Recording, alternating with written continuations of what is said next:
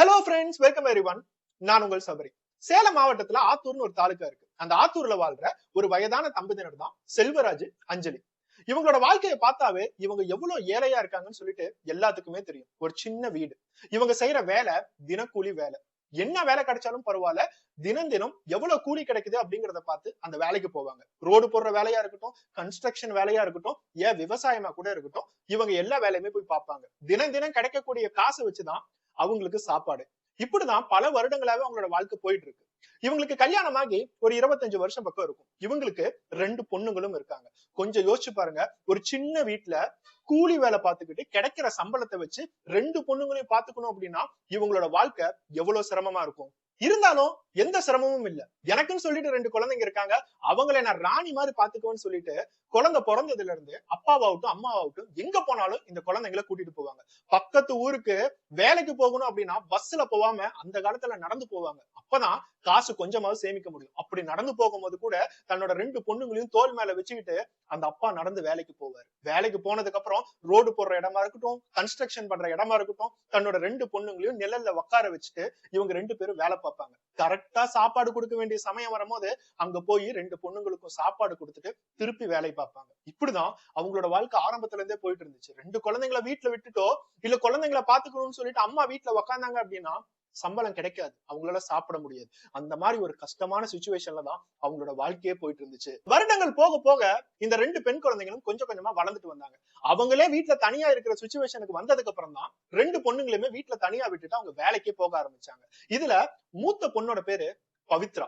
இந்த பவித்ரா அப்படிங்கிற பொண்ணுக்கு எப்பயுமே மனசுல நம்ம அப்பா அம்மாவுக்கு ஏதாச்சும் உதவணும் அப்படின்னு சொல்லி தோணிக்கிட்டே இருந்துச்சு. அதனாலதான் என்னமோ அவங்க ஸ்கூலுக்கு போகவே இல்லை. ஸ்கூலுக்கு போய் படிக்கணும், படிச்சா பெரிய ஆள் ஆக முடியும் அப்படிங்கிற எந்த விதமான ஒரு நாலேஜ் இல்லாம வளர்ந்தாலும் தன்னோட அப்பா அம்மாவை நம்ம காப்பாத்தணும் அப்படிங்கிற ஒரு எண்ணம் மட்டும் அந்த பொண்ணுக்கு எப்பயுமே இருந்துச்சு. இந்த அப்பா அம்மாவுக்கும் ஆரம்பத்துல இருந்தே தன்னோட 2 பொண்ணுங்க மேல அவ்வளவு பெரிய பிரியம். முக்கியமா பவித்ரா மேல. அந்த பவித்ரா மேல ரொம்ப அன்பு வச்சு அவங்களை ரொம்ப பாதுகாப்பா பாத்துக்கணும்னு நினைச்சதுனாலயோ என்னமோ அவங்கள ஸ்கூல்ல அவங்க ஜாயின் பண்ணவே இல்லை. அந்த ஸ்கூல்ல ஜாயின் பண்றதுக்கான வசதியும் அவங்களுக்கு இல்ல, ஸ்கூல்ல படிப்பு தேவை அப்படிங்கிற முக்கியத்துவமும் அப்ப அவங்களுக்கு தெரியல. ஆனா பவித்ராவோட தங்கச்சிய அவங்க படிக்க வச்சுட்டு தான் இருக்காங்க.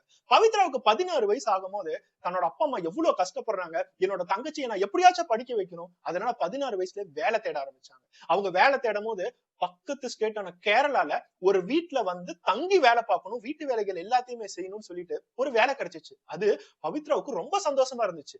இந்த வீட்டுல அப்பா அம்மாவுக்கு இடைஞ்சலா உக்காந்துக்கிட்டு அப்பா அம்மா எப்ப பார்த்தாலும் பொண்ணு வீட்டுல பத்திரமா இருக்காளன்னு ஒரு பயத்தை கொடுக்கறதுக்கு பதிலா அப்பா அம்மாவை கன்ஸ்ட்ரக்ஷன் வேலை பாருங்க, ரோடு வேலையை பாருங்கன்னு சொல்லி அவங்களை தள்ளி விடுறதுக்கு பதிலா நான் ஒரு வீட்டுல போய் அந்த இடத்துல வேலை பார்த்து சம்பாரிச்சு அந்த காசை நான் வீட்டுக்கு அனுப்பிச்சு விடுறேன்னு சொல்லிட்டு 16 வயசுல ஒரு வீட்டு வேலைக்கு கேரளாவுக்கு போனாங்க.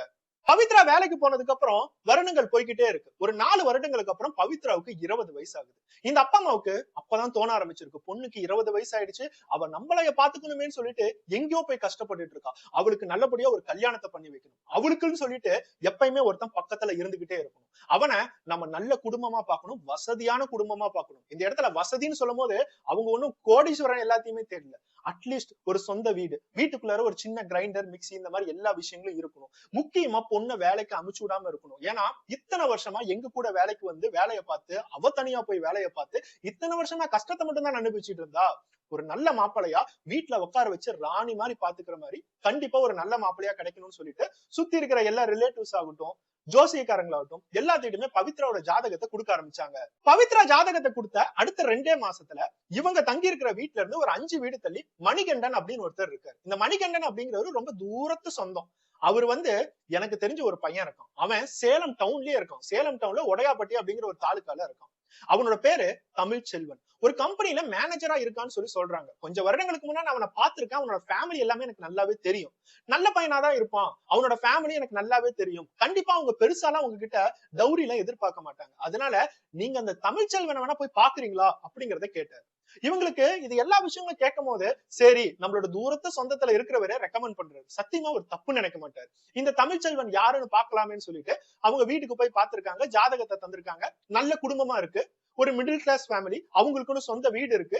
தன்னோட பொண்ணை கட்டி வச்சோம் அப்படின்னா வீட்டுக்குள்ளாரையே வச்சு நல்லபடியா பாத்துக்குவாங்க, சத்தியமா வெளியே வேலைக்கு மட்டும் அனுப்பிச்சிட மாட்டாங்கிறது இந்த அப்பா அம்மாவுக்கு நல்லா தெரியுது. தமிழ்ச்செல்வனை நம்ம பிக்ஸ் பண்ணிடலாம். அவங்களோட ஃபேமிலி ரொம்ப நல்ல ஃபேமிலியா இருக்கு. தமிழ்ச்செல்வனுக்கு ஒரு அக்கா வேற இருந்திருக்காங்க, அந்த அக்காவையும் நல்லபடியா கல்யாணம் பண்ணி கொடுத்திருக்காங்க. சோ ஃபேமிலி பேக்ரவுண்ட் ரொம்பவே சூப்பரா இருக்குன்னு சொல்லிட்டு இந்த கல்யாணத்தை நடத்தி வச்சிருக்காங்க.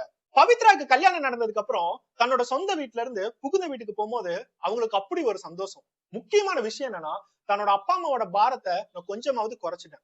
இனிமேட்டு என்னோட ஹஸ்பண்ட் கூட போய் நான் ரொம்ப சந்தோஷமா இருப்பேன். அந்த வீட்டுல மாமனார் மாமியார் எல்லாமே என்னை பொண்ணு மாதிரி பாத்துக்கிறான்னு சொல்லியிருக்காங்க. இந்த மாதிரி எவ்வளவோ கனவோட அந்த தமிழ்ச்செல்வன் வீட்டுக்கு போயிருக்காங்க. அந்த வீட்டுக்கு போனதுக்கு அப்புறம் ஃப்ரிட்ஜ் இருக்கு, வாஷிங் மிஷின், கிரைண்டர், இந்த மாதிரி எல்லா விஷயங்களுமே இருக்கு. என்னோட வீட்டுல இது எல்லாமே இல்லாம எவ்வளவு கஷ்டப்பட்டுட்டு இருந்தோம். ஆனா இப்போ எல்லா விஷயங்களும் இருக்கு. நான் வேலை செய்யறது எங்கெங்கயோ போய் பெரிய பெரிய வீட்ல நான் வேலை செஞ்சேன். ஆனா இங்க என்னோட சொந்த வீட்டுல வேலை செய்யறது ரொம்ப கம்மியா தான் இருக்கு. இதெல்லாம் என்னால வேலை பார்க்க முடியாதான்னு சொல்லிட்டு அங்க இருக்கிற எல்லா விஷயங்களும் எடுத்து போட்டு வேலை பார்க்க ஆரம்பிச்சாங்க. ரொம்ப சந்தோஷமா இருந்தாங்க.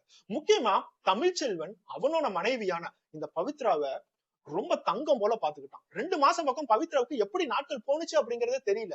தன்னோட கணவரான தமிழ்ச்செல்வனும் ரொம்ப சூப்பரா அவங்களை கவனிச்சுக்கிட்டாங்க. எங்க போனாலும் ஸ்வீட் வாங்கிட்டு வராரு, நிறைய விஷயங்கள் வாங்கிட்டு வந்து தராரு, என்னை சினிமாவுக்கு கூட்டிட்டு போறாரு. அப்பா அம்மா என்ன இப்படி வேலை பார்க்க மாட்டியா, அப்படி வேலை பார்க்க மாட்டியான்னு ஏதாச்சும் திட்டினா கூட, என்னோட வைஃபை எதுக்காக திட்டுறீங்க, யாருமே என்னோட மனைவி திட்டக்கூடாதுன்னு சொல்லிட்டு எனக்கு சப்போர்ட்டா நிக்கிறாரு. இதை தவிர்த்து எனக்கு வேற என்ன வாழ்க்கையில வேணும்னு சொல்லிட்டு இது எல்லா விஷயங்களுமே டெய்லி அப்பா அம்மாவுக்கு கால் பண்ணி பவித்ரா சொல்லிக்கிட்டே இருந்தாங்க. வீடியோ கால் எல்லாத்தையுமே பண்ணி இங்க என்னை நல்லா பாத்துக்கிறாங்க, கணவர் என்னை நல்லா பாத்துக்கிறாருன்னு சொல்லிட்டு எல்லாத்தையுமே அப்டேட் பண்ணிட்டு இருந்திருக்காங்க. இந்த இடத்துல செல்வராஜ் அஞ்சலி அப்படி ஒரு சந்தோஷம். பவித்ரா இத்தனை வருஷமா பட்ட கஷ்டம் எல்லாத்துக்குமே கடவுள் கடைசியா அவளுக்குன்னு சொல்லிட்டு ஒரு நல்ல கணவரை கொடுத்திருக்காரு. அப்பம்மா ரொம்ப திருப்தியா ஃபீல் பண்ணாங்க. பவித்ராவுக்கு கல்யாணம் நடந்தது ஜனவரி மாசம் 2024 வருடம். நம்ம இப்ப பேசிட்டு இருக்க 8 மாசத்துக்கு முன்னாடி. பிறந்த வீட்டை விட்டு புகுந்த வீட்டுக்கு போனதுக்கு அப்புறம் திருப்பி அந்த பொண்ணு வரவே இல்லை. அங்கேயே சந்தோஷமா இருந்திருக்காங்க.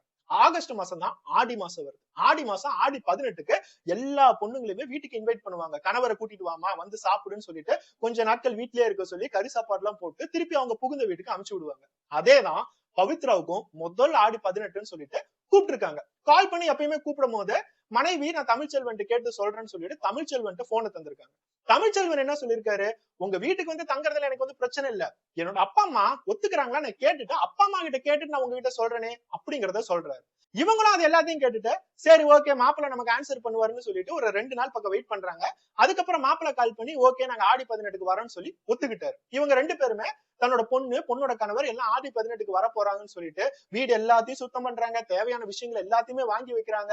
கண்டிப்பா இந்த ஃபங்க்ஷனை நல்லபடியா செய்யணும்னு சொல்லிட்டு எல்லா ஏற்பாடுகளுமே செய்யறாங்க. அவங்க நினைச்ச மாதிரியே ஆடி 18 அப்ப பவித்ராவாகட்டும் பவித்ராவோட கணவரான தமிழ்ச்செல்வனாகட்டும் வீட்டுக்கு வராங்க. அவங்க 2 பேத்தையுமே பார்க்கும் போது இவங்க சந்தோஷம் தான் பட்டிருக்கணும். ஆனா அவங்க 2 பேத்தையும் பார்க்கும் போது இவங்களுக்கு சந்தோஷமாவே இல்ல. முக்கியமா பவித்ராவோட அம்மாவுக்கு சந்தோஷமே இல்ல. ஏன்னா பொண்ணை பார்த்தோன்னு கண்டுபிடிச்சிட்டாங்க.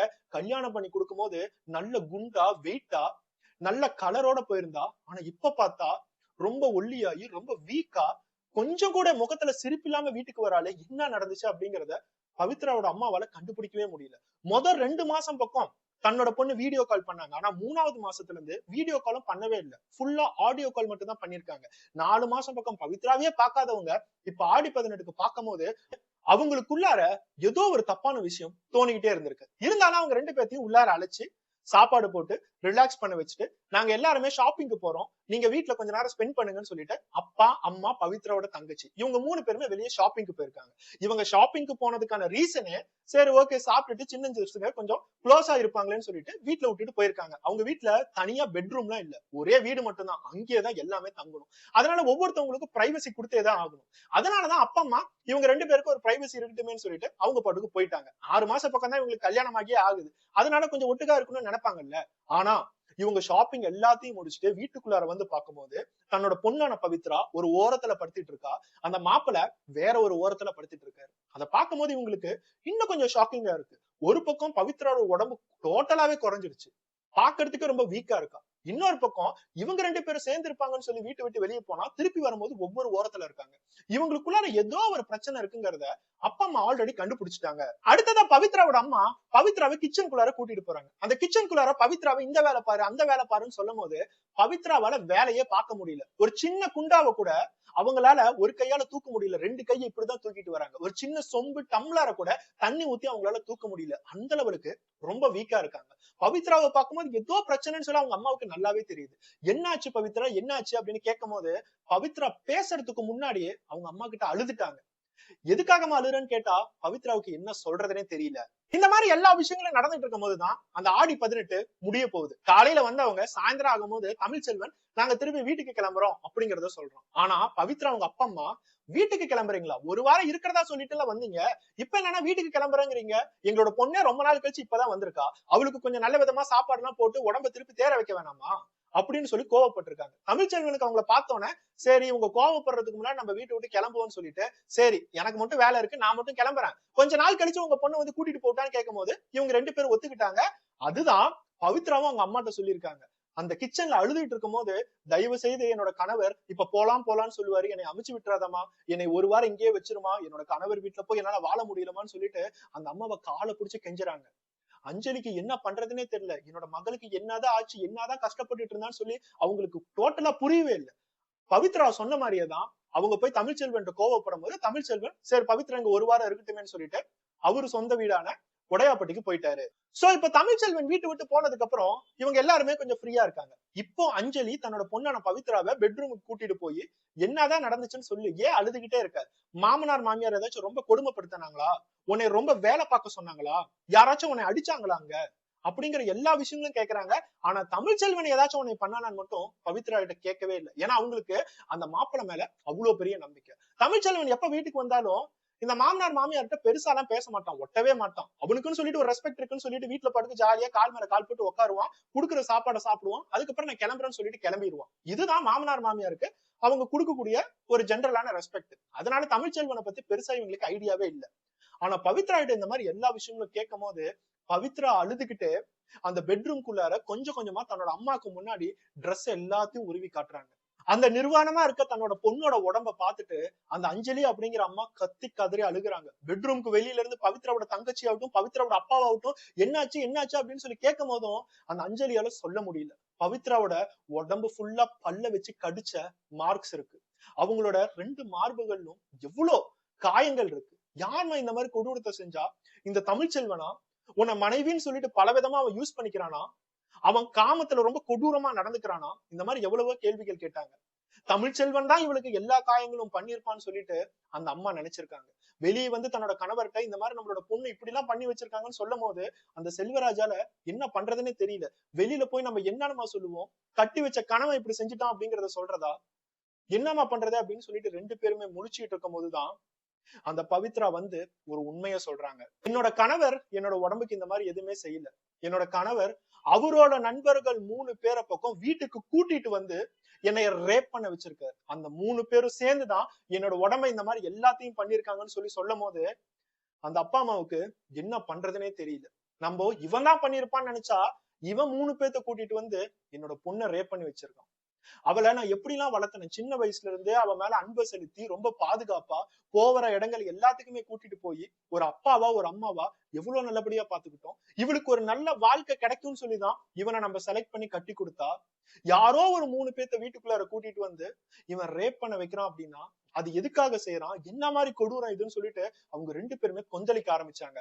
இந்த மாதிரி எல்லா விஷயங்களும் அவங்க யோசிச்சுட்டு இருக்கும் போதுதான் 5 வீடு தள்ளி இருக்கிற மணிகண்டன் ஒருத்தவர், அந்த மணிகண்டன் தான் இந்த மாதிரி எனக்கு தெரிஞ்ச பையன் இருக்குன்னு சொல்லிட்டு ஆரம்பத்துல ஜாதகத்தை எல்லாத்தையுமே கொடுத்தாரு. அந்த மணிகண்டனோட வைஃபான பௌர்ணமி வீட்டுக்கு வராங்க. பௌர்ணமி வீட்டுக்கு வந்து அந்த பொண்ணான பவித்ரா கிட்ட நான் சொன்ன மாதிரி செஞ்சியா அப்படிங்கறத கேக்குறாங்க. அப்பதான் அவங்க அப்பா அம்மாவுக்கு ஒரு பெரிய சர்ப்ரைஸ். தன்னோட பொண்ணு நம்ம கிட்ட சொல்லாதது எல்லாத்தையுமே இந்த பௌர்ணமி கிட்ட சொல்லியிருக்கா. அந்த பௌர்ணமி கிட்ட ரொம்ப க்ளோஸா இருந்திருக்கா. அந்த பௌர்ணமி இவகிட்ட என்ன சொல்லியிருக்கா, ஆடி 18க்கு வரும்போது உன்னோட கணவருக்கு தெரியாமையே அவனோட மொபைலை எடுத்துரு, அவனோட மொபைல் போன் எடுத்து கையில வச்சுக்கோ, அந்த மொபைல் போனுக்குள்ளாரதான் எல்லாமே நமக்கு கிடைக்கும்னு சொல்லிட்டு அவ சொல்லியிருக்கா. அந்த பௌர்ணமி சொன்ன மாதிரியே இந்த பவித்ரா தமிழ்ச்செல்வன் போகிறதுக்கு முன்னாடி தமிழ்ச்செல்வனோட மொபைல் அவனுக்கு தெரியாமையே எடுத்துட்டான். அந்த மொபைலை எடுத்து எல்லாத்தையும் ஓபன் பண்ணி பார்க்கும் போதுதான் அவன் எவ்வளவு பெரிய கேவலமா இருக்கான், அவன் எவ்வளவு பெரிய கேவலமான பிரிவுங்கிறது இவங்க எல்லாத்துக்குமே தெரிய வருது. தமிழ்ச்செல்வனோட மொபைலை ஓபன் பண்ணி பார்க்கும் போது முக்கியமா அவனோட வாட்ஸ்அப்குள்ளார போய் பார்க்கும் போது அதுல நிறைய குரூப் இருக்கு. அந்த ஒவ்வொரு குரூப்குள்ளார போகும்போதுதான் எல்லாத்துக்குமே தெரியுது இந்த போன்ல ஜிபி கணக்கான பான் கண்டென்ட் எல்லாமே இருக்கு. முக்கியமா இது எல்லாமே டவுன்லோட் பண்ண பான் கண்டென்ட் இல்ல, எல்லாமே லைவா இவங்களே எடுத்த ஒரு போனோகிராஃபி. அப்பதான் தெரியுது இவங்க எப்பேற்பட்ட பிறவிகள்னு சொல்லிட்டு. இந்த மாதிரி ஒவ்வொரு குரூப்லயுமே பவித்ராவை எந்த லெவலுக்கு கொடூரமா அவங்க ரேப் பண்ணிருக்காங்க, பவித்ராவோட வீடியோ போட்டோஸ் எல்லாத்தையுமே ஷேர் பண்ணிருக்காங்க. இதுல பவித்ராவோட வீடியோ மட்டும் இல்ல, அந்த 3 பேர் வீட்டுக்கு வந்தவங்களோட ஒய்ஃபோட வீடியோ முதற்கொண்டு இருக்கு. எப்படி தமிழ்ச்செல்வன் தன்னோட மனைவி அந்த ப்ராஸ்டியூஷனுக்கு தள்ளுறானோ அதே மாதிரிதான் அந்த வீட்டுக்கு வந்த 3 பேரும் அவங்கவங்க மனைவியும் ப்ராஸ்டியூஷனுக்கு தள்ளி இருக்காங்க. இது எல்லாமே காசுக்காக மட்டும்தான். அவனோட வாட்ஸ்அப்ல நிறைய கஸ்டமர்ஸ் இருக்காங்க.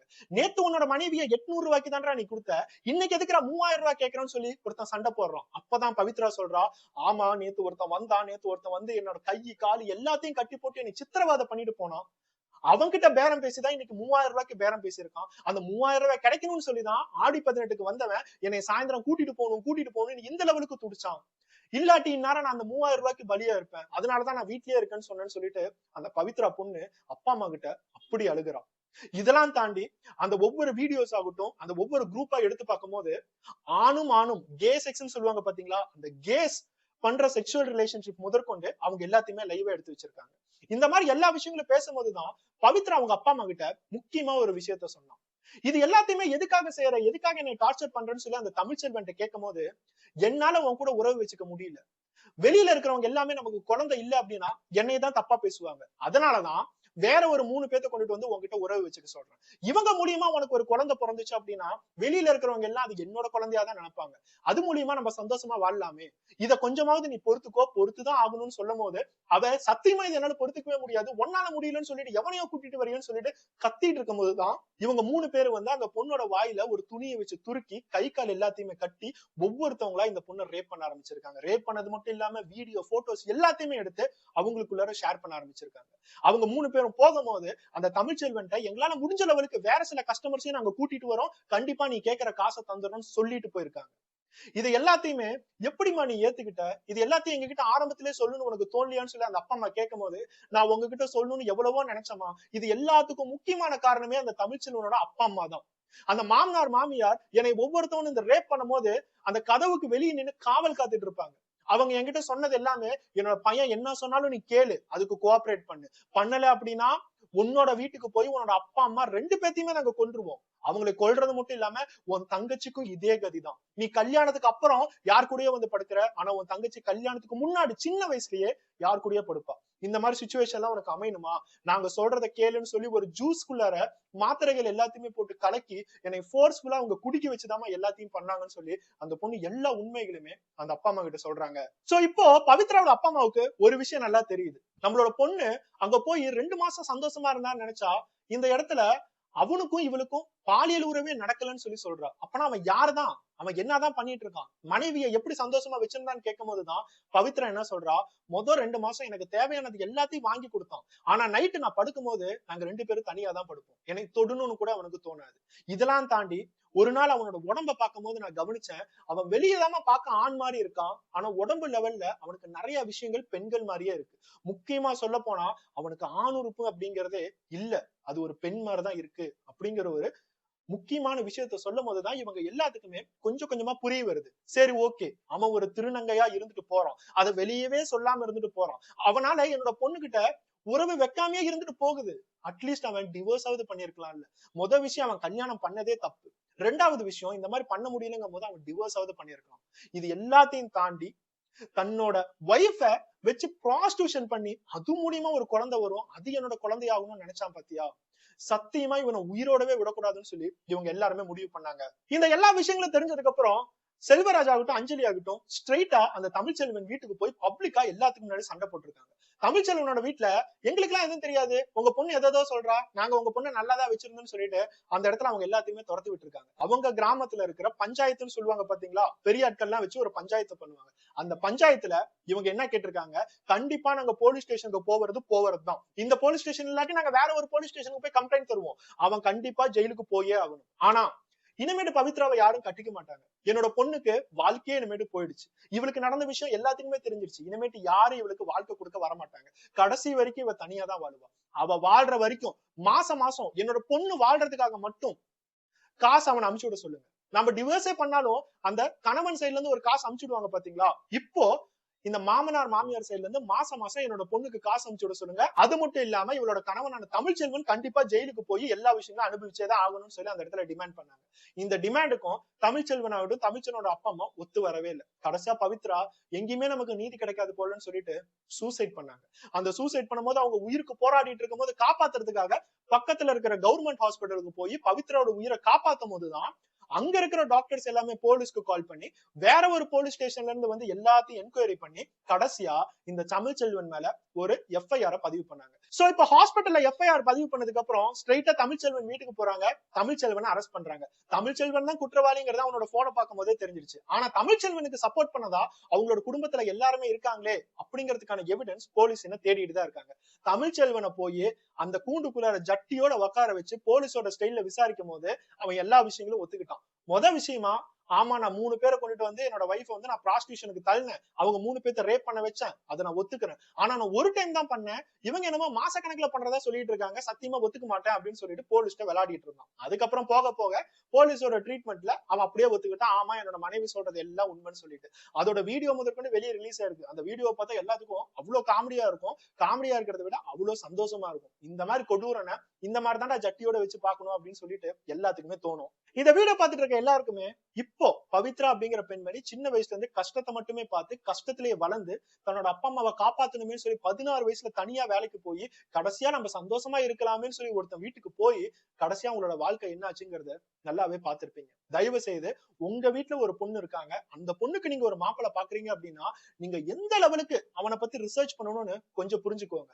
நிறைய பேரு டவுரி டவுரி பிச்சைன்னு சொல்லிட்டு நிறைய பேர் கேட்டு டார்ச்சர் பண்ணுவாங்க. இந்த இடத்துல இந்த தமிழ்ச்செல்வனோட அப்பா அம்மா நீ வரும்போது ஒண்ணு டவுரி கொண்டுட்டு வரல, இது மூலியமாவது டவுரி கொடு, உன் உடம்ப எல்லாத்துக்கும் கொடுக்கறது மூலியமா பல ஆயிரம் ரூபாய் சம்பாதிக்கலாமேன்னு சொல்லி வாய் விட்டு இருக்காங்க. கொஞ்சம் எந்த லெவலுக்கு கேவலமா இருந்திருப்பாங்க, எந்த லெவலுக்கு ஈன பிறவியா இருந்திருப்பாங்கிறத கொஞ்சம் யோசிச்சு பாருங்க. இந்த வீடியோல சொல்ற எல்லா விஷயங்களும் ரொம்ப சென்சிட்டிவான கண்டென்ட் அப்படிங்கறதுனாலையும் இந்த பவித்ரா அப்படிங்கிற பெண்மணி பாலியல் ரீதியா பாதிக்கப்பட்டிருக்காங்க அப்படிங்கறதுனாலையும் அவங்களோட போட்டோவை நம்ம எங்கேயுமே தெரிவிக்கல. இருந்தாலும் அவங்க ரொம்ப தைரியமா வந்து நிறைய யூடியூப் சேனல்ஸ்ல இன்டர்வியூ முதற்கொண்டு கொடுத்திருக்காங்க. உங்களால முடிஞ்சுச்சுன்னா அந்த இன்டர்வியூ தேடி கண்டுபிடிச்சு இந்த பவித்ரா யாரு, இந்த பவித்ராவுக்கு என்ன நடந்துச்சு அப்படிங்கறத நீங்க பார்க்கலாம். ஆனா பவித்ராவுக்கு என்ன நடந்துச்சு அப்படிங்கிற உண்மையான விஷயத்த இந்த சேனல்ல நம்ம ஃபுல்லாவே கவர் பண்ணியிருக்கோம். இந்த வீடியோ பார்த்துட்டு இருக்க ஒவ்வொரு அப்பா அம்மாவும் சரி, நமக்குன்னு சொல்லி ஒரு பொண்ணு பிறந்துருச்சா அதுக்கு தேவையான எல்லா விஷயங்களும் சேர்த்து வைக்கணும், ஒரு பையனை கண்டுபிடிக்கணும், அவனுக்கு தேவையான பிச்சை எல்லாத்தையுமே போடணும், பிச்சை எல்லாத்தையுமே போட்டு பொண்ணை நீட்டா கட்டி கொடுத்துட்டு அப்படியே மறந்துடணும்னு மட்டும் கேவலமா நினைக்காதீங்கிறதுக்கு தான் நான் இவ்வளவு விஷயங்களும் சொல்றேன். இந்த இடத்துல அப்பா அம்மா அவங்களோட பொண்ணை அவ்வளவு நேசிச்சு அந்த பவித்ராவுக்கு என்ன நடந்திருக்குன்னு பாருங்க. அப்பனா ஒவ்வொரு வீட்டுல இருக்கிற பொண்ணுக்கும் நீங்க பையனை பார்க்கும் போது அந்த பையன் யாரு, அவனோட பேக்ரவுண்ட் என்ன, அவங்க வீட்டுல இருக்கிறவங்களா எப்படி இருக்காங்க, அவனுக்கு கெட்ட பழக்கம் இருக்கா, அவனோட கேரக்டர் என்ன, இந்த மாதிரி எல்லா விஷயங்களும் முதல்ல பார்க்கணும். நிறைய இடங்கள்ல இதுக்குன்னு சொல்லிட்டு டிடெக்டிவ்ஸே இருக்காங்க. அந்த டிடெக்டிவ் எல்லாம் போவாதீங்கன்னு சொல்லி நிறைய பேர் சொல்லுவாங்க. ஆனா இப்ப இருக்கிற காலகட்டத்துல அந்த டிடெக்டிவ் கிட்ட எல்லாம் நீங்க போனீங்க அப்படின்னா நீங்க கண்டுபிடிக்கிறத விட அவங்க நிறைய பாயிண்ட்ஸ் கண்டுபிடிச்சு உங்ககிட்ட சொல்லுவாங்க. அது மூலியமா ஒருத்தனை நல்லபடியா தேர்ந்தெடுக்கிறதுக்கு வாய்ப்புகள் இருக்கு. கவனமா தேர்ந்தெடுங்க. ஒவ்வொரு பெண்களோட வாழ்க்கையும் பாதுகாப்பா இருக்கட்டும்னு சொல்லி நம்ம வேண்டிக்குவோம். நெக்ஸ்ட் ஒரு வீடியோல பார்ப்போம். பை.